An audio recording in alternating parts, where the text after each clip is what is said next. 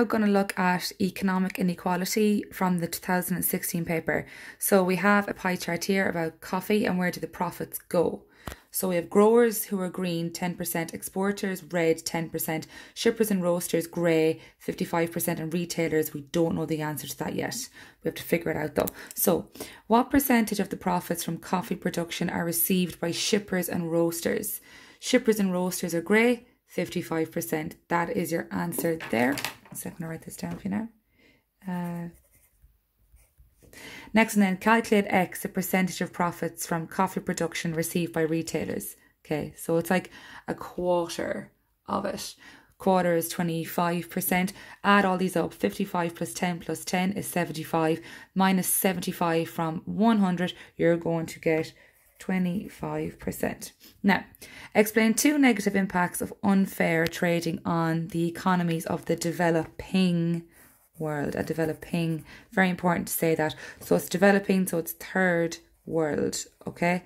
And we're looking at the economy, so we're going to be talking about money. So over here to my answer here, as I have up here as well, all this here, 55 and 25. So show you where our marks lie. Third world farmers are forced to sell their raw materials, so raw coffee beans I've written here, statement 1, for very low prices. That's all statement 1 there. First world countries receive these, process them, and then sell them for high prices. Only a small amount of profit goes back to the third world, which has them struggling to build up their economy. Development 1 there. The first world keep the majority.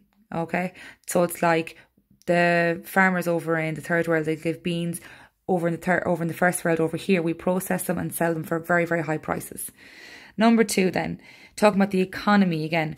First world countries sometimes pretend to be in favour of fair trade. That is our statement, pretending to be all for it. First world countries know that much of the profit from coffee comes from the processing of it.